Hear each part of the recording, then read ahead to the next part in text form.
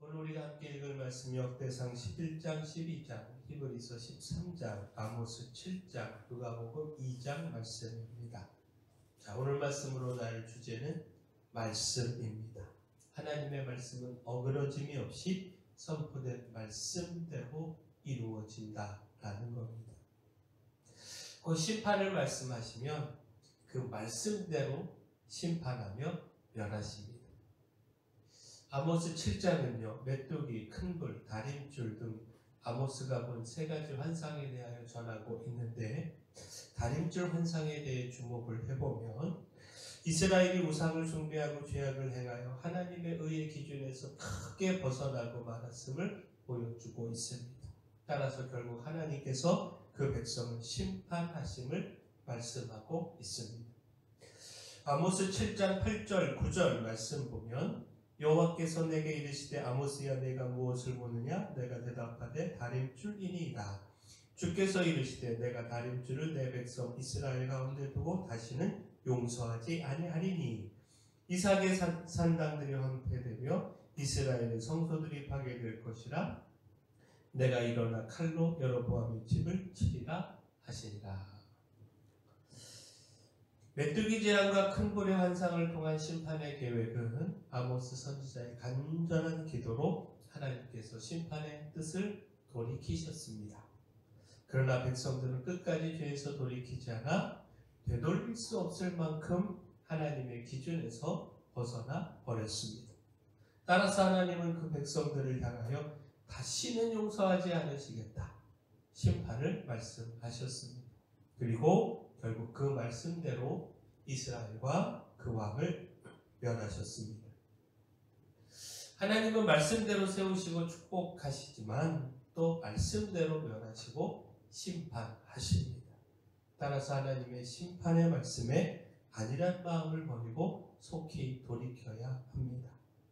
말씀대로 심판이 이루어지기 전에 늦지 말고 회개해야 합니다. 그리고 무엇보다 하나님의 말씀이 심판이 아닌 생명이요 축복이 되도록 구해야 합니다. 또한 하나님은요 말씀대로 세우십니다. 역대상 11장은요 다윗이 온 이스라엘의 왕으로 세움받은 것을 전하고 있습니다. 이를 통해 사람을 세우고 패하는 것이 바로 하나님의 뜻에 달려있고 그 말씀에 따라 이루어진다라고 하는 사실을 가르쳐주고 있습니다. 역대상 11장 3절 말씀 보면 이에 이스라엘의 모든 장로가 헤브론에 있는 왕에게로 나아가니 헤브론에서 다윗이 그들과 여호와 앞에 언약을 맺으며 그들이 다윗에게 기름을 부어 이스라엘의 왕으로 삼으니 여호와께서 사무엘을 통하여 전하신 말씀대로 되었더라. 자, 하나님은 일찍이 사무엘을 통하여 다윗에게 기름을 부어 그가 이스라엘의 왕이 될 것을 말씀하셨습니다. 바로 그 말씀대로 다윗이 이스라엘 모든 지파가 인정하는 왕이 됐습니다. 사실 다윗이 왕이 되기까지요 수많은 환난과 고통을 겪어야 했습니다. 사울의 시기와 핍박 속에서 내일의 생명을 알 수 없는 도망자의 삶을 살아야 했습니다. 과연 하나님의 말씀대로 그가 이스라엘의 왕이 될 수 있을지 장담하기 어려웠습니다. 당장은 불가능한 꿈처럼 생각될 수밖에 없었습니다. 그러나 그 모든 고난과 핍박을 이기고 다윗이 이스라엘의 왕이 되므로 하나님의 말씀은 헛되지 않음을 보여주었습니다. 따라서 하나님의 말씀을 붙들고 소망과 확신의 삶을 살아가야 합니다. 우리의 인생 또한 하나님의 말씀대로 이루어짐을 기억하고 말씀을 붙들고 흔들리지 않는 삶을 살아가야 합니다. 또한 하나님은요 말씀대로 보내십니다. 누가복음 2장은요 예수님의 탄생과 목자들의 경배를 기록하고 있습니다.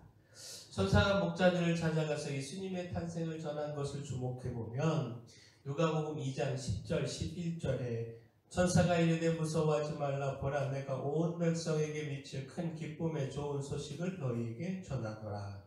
오늘 다윗의 동네에 너희를 위하여 구주가 나셨으니 곧 그리스도 주시니라. 자, 구원자이신 예수 그리스도께서 이 땅에 오심은요 오랜 하나님의 약속이었습니다.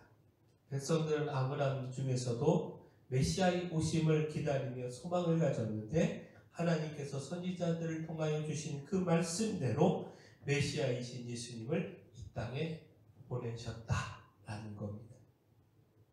결국 이 말씀은요, 고난과 역경 속에서도 말씀을 붙잡고 포기하지 않아야 함을 가르쳐 줍니다. 하나님은 그 말씀대로 이루시고 구원하시기에 혹 오늘 고난 중에 아파하고 두려워해야 한다 할지라도 인내하며 이겨가야 합니다. 하나님의 구원의 축복의 말씀을 믿고 끝까지 기다려야 합니다. 그 말씀을 붙잡고 회개하고 말씀으로 소망을 가지며 말씀으로 흔들리지 않아야 합니다. 히브리서 13장은요, 믿음의 공동체를 향한 마지막 권면을 담고 있습니다. 형제를 사랑하고 결혼을 귀히 여기고 돈을 사랑하지 말고 하나님께서 주신 것으로 만족하라 가르치고 있습니다. 또한 거짓된 가르침에 속지 말라고 경고하고 있습니다. 히브리서 13장 9절 말씀 보면 여러 가지 다른 교훈에 끌리지 말라. 마음은 은혜로서 복개함이 아름답고 음식으로서 할 것이 아니니 음식으로 말미암아 행한 자는 유익을 얻지 못하였느니라.